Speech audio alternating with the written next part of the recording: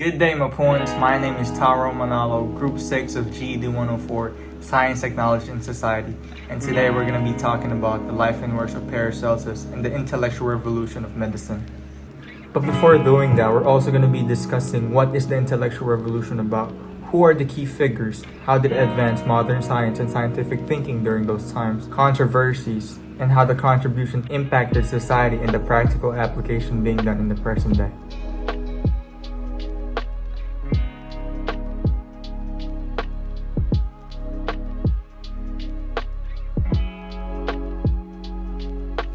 Paracelsus was born in 1439 in Switzerland. He is known as the father of chemistry and biology on Materia Medica. He has more titles because of his published works and his contribution to medicine, toxicology, philosophy, and theology. He contributed to the field of medicine when he incorporated chemistry into it, which was out of normal during his time. His father is a chemist and a biologist, so he was greatly influenced by his father growing up. He studied throughout Europe, then he became a doctor, after which he changed his name to Paracelsus, which means beyond a famous Roman physician. He challenged the system in medicine through his works, teaching, and practices. In his time, the theory of Galen is the most prominent theory regarding medicine, which states that there are four humors that composes the body, which are blood, phlegm, and yellow, and black bile, which when they balance, it means you are healthy. But Paracelsus opposes that idea since he stated that we are composed of three main humors, which are salt, sulfur, and mercury, in which when separated, it means you have a disease. He incorporated chemistry in medicine through the cures. He said, which is the principle of contrariety, which means that the cure of a poisoned body is a similar poison when used in the right amount or dosage, which is the principle of similitude. He then taught that there is a lack of herbal medicine, so he introduces chemicals as a substitute, such as the inorganic salt, metals, and minerals. For him, a dangerous drug can heal a person when used in the right amount. Sadly, his works were only appreciated and accepted after his death. A German physician named Philippus Aurelius Theophrastus Bombastus von Hohenheim called himself Paracelsus, introduced chemistry into the world of medicine. Although he considers himself more of an alchemist, he changed the knowledge about medicine forever. His love for alchemy was pretty evident throughout his life. His father actually made him pursue medicine, making him a physician. He was actually meddling with magic when discovering this idea. He pioneered the proper dosage in these chemicals, as he claims it to be that the dosage of these poisons make them dangerous. Along with that, he was known for coining the term zinc, though it was formerly spelled with a K. Not everyone agreed with this idea. He was oftentimes mocked, ridiculed, and attacked for it. Despite all that, he took all those accusations and still stood with it.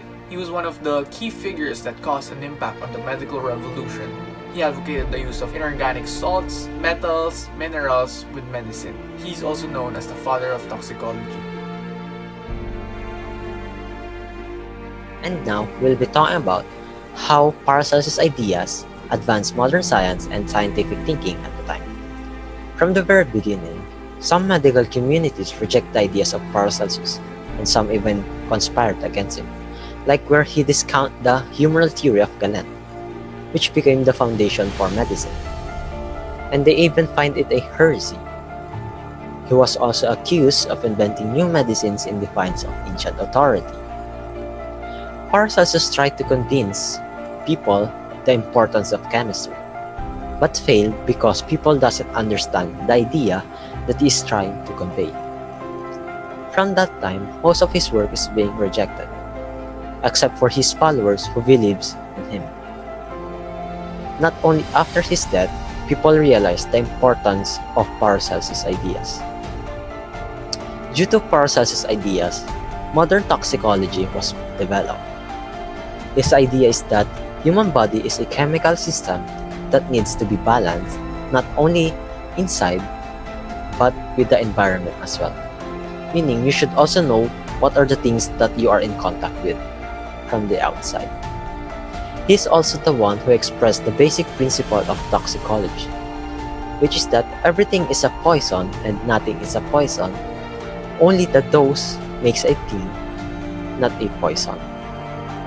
It is like the saying, once is enough, twice is too much, and thrice is a poison that can kill a person. Like what he did in a syphilis, where he wrote a clinical description on how to cure it, using mercury, which is toxic. Paracelsus is one who pioneered new treatment using new chemicals, including those containing mercury, sulfur, iron, and copper sulfate. Without Paracelsus' ideas, this kind of medicine and even the modern toxicology or toxicology will not develop. Paracelsus was the most original, controversial character of the Renaissance, who brazenly questioned and condemned the dictates of Galen and other ancient physicians. In an age of mysticism and alchemy, the solitary figure laid the foundation of medical chemistry and rational science by the means of observation, experiment, and deduction. One of the well-known controversies over Paracelsianism took place in Paris, where the traditional physicians and their Paracelsian rivalry entered into a dispute that eventually spread beyond borders of France. In 1593, King Henry IV returned to Paris, followed by many Huguenot physicians. One of them, Joseph Duchesne, became the physicians to the king. In 1603, he published a book which was quickly rebutted in Jean Ryland's Elder's Apologia pro Hippocratica El Galani Medicina.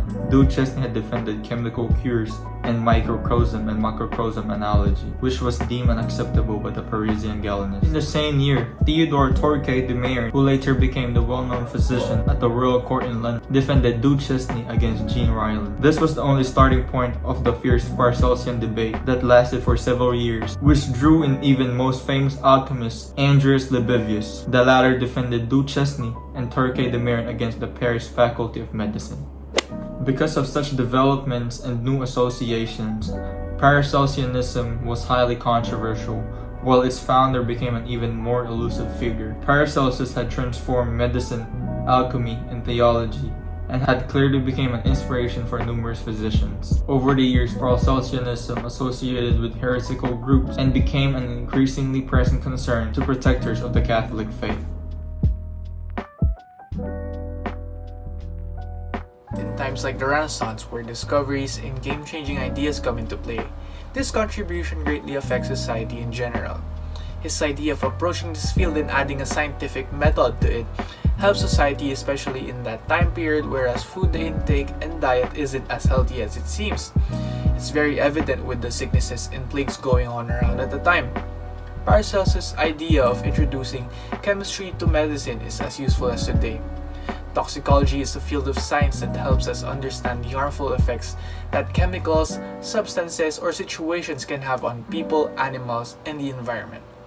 Some refer to toxicology as the science of safety because, as a field, it has evolved from a science focused on studying poisons and adverse effects of chemical exposures to a science devoted to studying safety. Toxicology uses the power of science to predict what and how chemicals may cause harm and then shares that information to protect the public health. Due to that discovery, we still incorporate science into modern medicine, especially in manufacturing drugs, researching for a cure for various illnesses, and knowing more about substances in general. Thank you for that wonderful information, my fellow groupmates Gabriel, Verlee, and Ivan. I hope we are able to educate and give you guys knowledgeable information about Paracelsus, his life works, his contribution to society, and most especially the application being done by many scientists and physicians during this time.